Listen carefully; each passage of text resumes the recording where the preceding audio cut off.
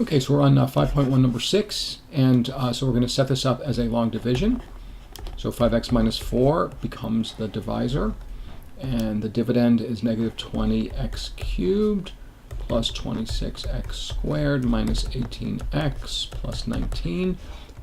Again, if you watch the previous videos, remember that we always want to make the first term on the outside become equal to the first term on the inside. We always compare first terms. So how do I make a 5 look like a negative 20? I multiply by negative 4. How do I make an x look like x cubed? I need to multiply by x squared. Okay, so this term times the 5x will give you, the negative 4 times a 5 will give you negative 20.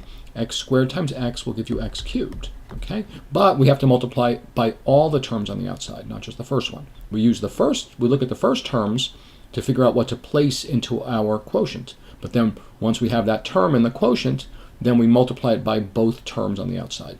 So negative 4 times the 5x was negative 20x cubed. Oh, sorry, negative 4x squared times 5x was negative 20x cubed. Negative 4x squared times negative 4 is plus 16x to the 2. Now, all of this has been accounted for, so I subtract it away. Okay, the negative 4x squared together with the 5x minus 4 already accounts for this stuff. So I've removed it. It's already been accounted for. Okay, so I subtract it away. Negative 20 of these guys plus 20 of them gives you 0 of them, so they're gone. 26 on the x squared minus 16. 26 take away 16 leaves you with 10x squareds.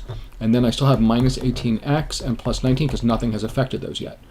So then again, I look at first term compared to the new first term. How do I make a 5 look like a 10? Positive 2, multiply by positive 2. How do I make an x look like an x squared? Multiply by x. See, now we multiply back down. 10x squared minus 8x. Subtract all this because it's been accounted for. 10x squared, take away 10x squared is gone. Negative 18x plus 8x gives you negative 10x.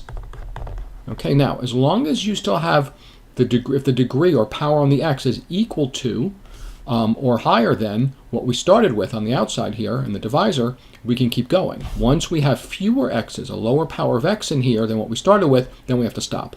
So right now I still have x to the 1, and I started with x to the 1 out here, so we can keep going. Okay? How do I make 5x look like negative 10x? First term compared to first term. How do you make a 5 become a negative 10? You multiply by negative 2. How do I make an x become an x? It already is. I don't need any additional x's. Okay? Do not need them. So now just multiply both terms. Negative 2 times 5x is negative 10x. Negative 2 times negative 4 is plus 8. Subtract all this because it's been accounted for. Negative 10x plus 10x is gone. 19 take away 8 is 11. Okay, so that's your remainder. Okay, and this is your quotient. Now they want you to write the result in the complete format. Okay, so they want you to write this as the original expression is equal to the quotient, which is negative 4x squared plus 2x minus 2, right? So this goes in the first box in the answer, plus something over the divisor, over the 5x minus 4, and that's where your remainder goes. Okay, so when we say remainder 11, what we mean is 11 out of 5x minus 4. Okay, 11 5x minus fourths, if you want to think about it like that. Okay, so this would be the result you would put into the answer blanks in the problem. Okay, and there we go. Fun, right? Wait, let me check that. Yep, I just Googled it, and it says long division of polynomials is fun. I just checked it. Okay, cool.